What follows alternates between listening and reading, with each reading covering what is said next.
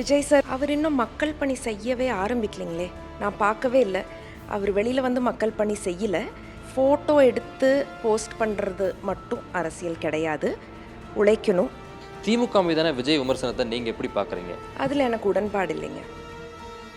தூங்கா நகரில் ஒரு தூங்கா மருத்துவமனை பிரீத்தி ஹாஸ்பிட்டல்ஸ் 7810044444. இப்போது புதிய அறிமுகம் ஆச்சி ஹோட்டல் சாம்பார் 50 கிராம் ரூபாய் 20 மட்டுமே.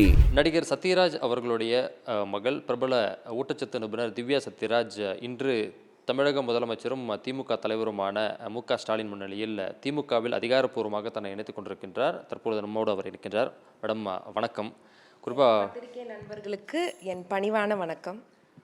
நீங்கள் கடந்த சில ஆண்டுகளாகவே வந்து திமுக ஆதரவான கருத்துக்கள் மற்றும் இப்போ அப்பா வந்து பெரியாருடைய படத்தில் நடிச்சிருக்காரு. பெரியாரி கருத்துக்கள் மற்றும் திராவிட இயக்க கருத்துக்களோடு வந்து அவர் தொடர்ந்து பயணிச்சிருக்காரு. நீங்களும் அதற்கு ஆதரவான கருத்துக்களை பதிவிட்டு வந்தீங்க. இப்போ அதிகாரப்பூர்வமாக திமுகவில் நீங்கள் வந்து இணைஞ்சிருக்கீங்க. இந்த இணைப்புக்கான காரணம் என்ன? உங்களுடைய அடுத்துக்கட்ட திட்டம் என்ன? நான் ஒரு நியூட்ரிஷனிஸ்ட், ஊட்டச்சத்து நிபுணர். ஆரோக்கியத்துக்கு வந்து நான் எப்போதுமே ரொம்ப இம்பார்ட்டன்ஸ் கொடுப்பேன். திமுக ஆரோக்கியத்துக்கு முக்கியத்துவம் தர்ற ஒரு கட்சி. அதற்கு உதாரணம் தலைவரின் காலை உணவு திட்டம். திமுக பெண்களுக்கு ரொம்ப மரியாதை தர்ற ஒரு கட்சி. அதற்கு உதாரணம் அவருடைய புதுமை பெண் திட்டம். இது எல்லாத்தையும் விட எல்லா மதங்களுக்கும் மரியாதை தர ஒரே கட்சி திமுக மட்டும்தான். ஸோ இப்போது நீங்கள் திமுகவில் வந்து இன்னும் அடுத்த சட்டமன்ற தேர்தலுக்கு இன்னும் ஓராண்டு காலம் இருக்குது. இந்த கட்டத்தில் நீங்கள் வந்து திமுகவில் இணைஞ்சிருக்கீங்க. உங்களுடைய இலக்கு அப்படிங்கிறது வந்து பார்த்தீங்கன்னா தேர்தல் அரசியலில் 2026 சட்டமன்ற தேர்தலில் போட்டியிட்டு சட்டமன்றம் செல்வதா? நான் தேர்தலில் வெல்வதற்காகவோ பதவிக்காகவோ அரசியலுக்கு வரலைங்க. மக்கள் பணி செய்யணுங்கிறக்காக தான் அரசியலுக்கு வந்திருக்கேன். 2026 எலெக்ஷன் பற்றி தலைவர் தான் முடிவு செய்யணும். ஸோ வாய்ப்பு கிடைச்சா நீங்கள் நிச்சயமாக போட்டியிடுவீங்க, அப்படி எடுத்துக்கலாமா? கண்டிப்பாக. ஸோ நீங்கள் கடந்த இப்போ அண்மை காலமாக பார்த்தீங்கன்னா அப்பா பெரியாருடைய கருத்துக்கள் சார்ந்து தொடர்ந்து பல மேடைகளில் அவர் வந்து இயங்கிக்கிட்டு இருக்காரு. இப்போது சமீப காலமாக பார்த்தீங்கன்னா பாரதிய ஜனதா கட்சி மற்றும் நாம் தமிழர் கட்சியினுடைய சீமான் போன்றவர்கள் பெரியாரை வந்து கடுமையாக வந்து விமர்சனமும் எதிர்ப்பும் தெரிவித்து வராங்க. இந்த காலகட்டத்தில் இப்போ நீங்கள் அப்பாவோட அந்த ஒரு இடத்துலேருந்து நீங்கள் இப்போது கட்சியில் சேர்ந்துருக்கீங்க. திமுக மேடைகளை உங்களை பார்க்கலாமா? பிஜேபி சீமான் போன்றவர்களை வந்து நீங்கள் எப்படி வந்து எதிர்கொள்ள போகிறீங்க? உங்களுடைய கருத்துக்கள் எப்படி இருக்க போகுது? திராவிட மாடல் ஆட்சி தான் தமிழ்நாட்டை காக்கும். இதுதான் என்னுடைய கருத்து. இந்த விமர்சனங்களுக்கு பதில் என்ன வேணும்? இப்போ பெரியாரை பற்றி விமர்சனங்கள் வருது, இப்போ திராவிட இயக்கங்கள் பற்றி விமர்சனம் வருது. ஸோ இதெல்லாம் நீங்கள் பார்க்கும்போது அப்பாவோட டிஸ்கஸ் பண்ணியிருக்கீங்களா? அவர் என்ன சொல்லியிருக்காரு? இப்போது நீங்கள் பொதுவெளிக்கு இப்போ வந்து பொது வாழ்க்கைக்கு இப்போ நீங்கள் வந்து ஈடுபட போகிறீங்க. ஸோ இதை உங்கள் கருத்து என்ன மேடம்? இப்போது திராவிட இயக்கங்கள் சார்ந்து பெரியார் சார்ந்து உங்களுடைய பார்வை என்ன? நான் பெரியாரிஸ்ட். ஸோ பெரியாருக்கு எகென்ஸ்டாக யார் பேசுகிறாங்களோ அதில் எனக்கு உடன்பாடு இல்லை.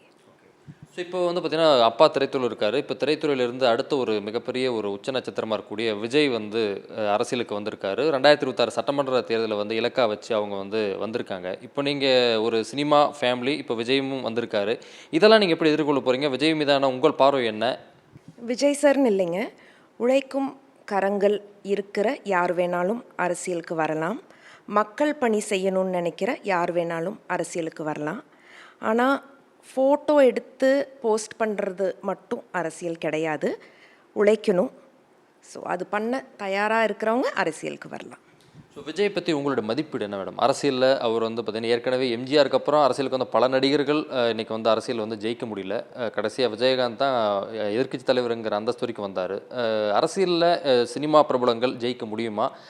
இப்போ விஜயனுடைய அரசியல் வருவி நீங்கள் எப்படி பார்க்குறீங்க? பொதுவாக சினிமா ஃபேமிலியிலேருந்து நீங்கள் எப்படி பார்க்குறீங்க? அவர் இன்னும் மக்கள் பணி செய்யவே ஆரம்பிக்கலைங்களே. நான் பார்க்கவே இல்லை. அவர் வெளியில் வந்து மக்கள் பணி செய்யலை. ஸோ அவர் செய்ய ஆரம்பித்ததுக்கு அப்புறம்தான் நான் அதை பற்றி பேச முடியும். இது வரைக்கும் அவர் மக்கள் பணி செஞ்ச மாதிரி நான் பார்க்கல. திமுகவை கடுமையாக எதிர்க்கிறாரு. ஊழல் கட்சி அப்படிங்கிற ஒரு பெரும் குற்றச்சாட்டை வந்து முன்வைக்கிறாரு. அவருடைய மாநாட்டிலிருந்து அவர் பார்த்தீங்கன்னா திமுக வந்து கடுமையாக எதிர்க்கிறாரு. நீங்கள் திமுகவில் இணைஞ்சிருக்கீங்க. திமுக மீதான விஜய் விமர்சனத்தை நீங்கள் எப்படி பார்க்குறீங்க? அதில் எனக்கு உடன்பாடு இல்லைங்க. ஸோ அவருடைய அந்த கருத்துக்கள் நம்ம எப்படி புரிஞ்சுக்கலாம் மேடம்? அவர் ஏன்னா கடுமையாக வந்து வாரிசு அரசியல் தொடங்கி ஊழல் அப்படிங்கிற அந்த இடம் வரைக்கும் அவர் வந்து பார்த்தீங்கன்னா விமர்சனங்கள் வச்சுருக்காரு. நீங்கள் திமுக இணைஞ்சிருக்கீங்க. இதெல்லாம் வந்து அந்த கருத்துக்களை மக்களிட எடுபடும் நினைக்கிறீங்களா? இல்லைங்க, கண்டிப்பாக எடுபடாது. அவரோட கருத்துக்களில் எனக்கு உடன்பாடு இல்லை. ஸோ உங்களுடைய பிரச்சாரம் இனி வரக்கூடிய நாட்களில் உங்களுடைய பயணம் திமுக நிகழ்ச்சிகள் மேடைகளில் உங்களை பார்க்கலாமா? சட்டமன்ற தேர்தலில் உங்களுடைய பிரச்சாரங்கள் இருக்குமா? இல்லை இனி வரக்கூடிய நாட்களில் இப்போ தமிழகம் முழுவதும் பல்வேறு இடங்களுக்கு நீங்கள் போயிட்டு மக்கள்கிட்ட வந்து அறிமுகமாகி? கண்டிப்பாக கண்டிப்பாக தலைவர் என்ன பொறுப்பு கொடுக்குறாரோ அந்த பொறுப்புக்கு உண்மையாக இருப்பேன். சரி, உங்கள் அப்பா என்ன சொன்னார்? நீங்கள் திமுகவில் அதிகாரப்பூர்வமாக வந்து இணைஞ்சிங்க இன்னைக்கு. என்ன அப்பா என்ன சொன்னார்? என்ன அறிவுரை சொன்னார்? உங்களுக்கு என்ன அவர்கிட்ட இருந்து நீங்கள் எடுத்துக்கூடிய அந்த பாடம் என்ன? அவர் என் உயிர் தோழர். நான் என்ன செஞ்சாலும் சப்போர்ட் பண்ணுவார். என்ன சொன்னார்? ரொம்ப சந்தோஷம் அவருக்கு. ரொம்ப ரொம்ப சந்தோஷம். ஸோ இனி வரக்கூடிய நாட்களில் உங்களுடைய இந்த ஊட்டச்சத்து நிபுணர் அப்படிங்கிறது உங்களுடைய ப்ரொஃபஷன் நீங்கள் சொல்லியிருந்தீங்க. இனி வரக்கூடிய நாட்களில் ஊட்டச்சத்து நிபுணர் அப்படிங்கிற அந்த ஒரு பயணம் இருக்குமா? இல்லை அரசியல் மட்டுமே உங்களுடைய பயணமாக இருக்குமா? ரெண்டுமே. நியூட்ரிஷனிஸ்ட் அப்படிங்கிறது என்னோட தொழில். I am a self mat person. So அதனால் கண்டிப்பாக அது தொடரும். அரசியல்லையும் என் பயணம் தொடரும். அரசியலில் உங்களுடைய லட்சியம் என்ன மேடம்? மக்கள் பணி செய்கிறது தான். தூங்கா நகரில் ஒரு தூங்கா மருத்துவமனை பிரீத்தி ஹாஸ்பிட்டல்ஸ் 7810044444. இப்போது புதிய அறிமுகம் ஆச்சி ஹோட்டல் சாம்பார் 50 கிராம் ரூபாய் 20 மட்டுமே.